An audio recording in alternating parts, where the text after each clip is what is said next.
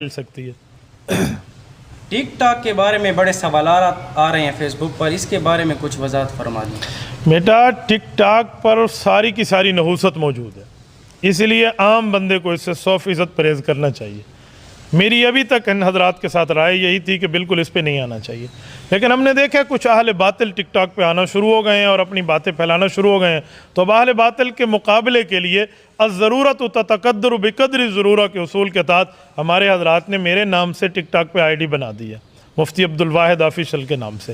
تو وہ I D بنائی ہے تاکہ اس پہ کلپ ہوں اور مقابلہ کیا جا سکے۔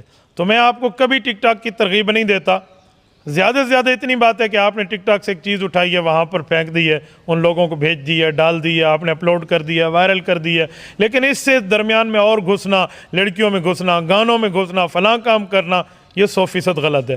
اس کو باتھ روم میں جانے جتنی بات سمجھے، باتھ روم میں نہ جاتے اپنی ضرورت پوری کرتا ہے، تو وہاں پر جا کر بھی آپ ایک قسم کی ضرورت ہی پوری کریں۔ جو آپ نے کسی کا غلط عقیدہ ختم کرنا ہے بس اس حد تک تو آپ ویڈیو کو اپلوڈ ڈاؤن لوڈ کی بات کر سکتے ہیں، باقی اس میں گھسے رہنا اور بیٹھنا یہ خطرے سے خالی نہیں ہے، لہٰذا اس سے بچیں۔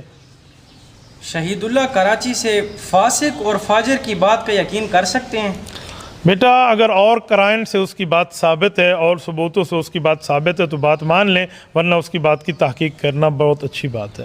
محمد امیر معاویہ بھائی فرما رہے ہیں کیا CID ڈرامہ دیکھنا جائز ہے؟ بیٹا CID ہو یا ICD ہو، کوئی ڈرامہ میں کسی ڈرامے کے حق کا قائل نہیں ہو، ڈرامے ہوتے ہی غلط ہیں۔ اور تو ڈرامہ